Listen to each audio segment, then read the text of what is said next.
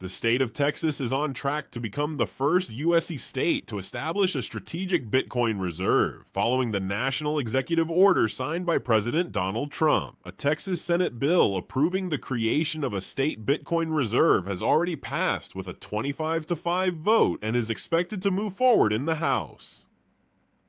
Frank Holmes, executive chairman of HIVE Digital Technologies, sees this as a pivotal moment for the industry. Speaking with Scott Melker on the Street Roundtable, Holmes called the move a phenomenal step for Bitcoin's legitimacy as a financial asset. Markets said they were disappointed. They were expecting a bunch of other things. I think there's going to be a series of steps, he said, emphasizing that regulatory clarity will be the next major milestone. Texas leads the way. Texas has long been a hub for Bitcoin mining, and Holmes believes the state's approach to Bitcoin mirrors its strong history with gold. The state of Texas loves gold, he noted. In fact, they had their gold that was in New York brought down and built a vault in the state of Texas so that their gold is segregated under the great private property rights of Texas. With its business-friendly environment and abundant energy resources, Texas has positioned itself as the most Bitcoin-friendly state in the U.S. Right now, the state of Texas is still the most robust state and opening arms for Bitcoin mining. Holmes added, the executive order signed by Trump has also directed U.S. officials to explore budget-neutral strategies for acquiring more Bitcoin, with many speculating that mining could be one such approach. Holmes highlighted that some states, like New York, Maine, and Pennsylvania, have untapped energy resources that could support Bitcoin mining but currently face regulatory challenges.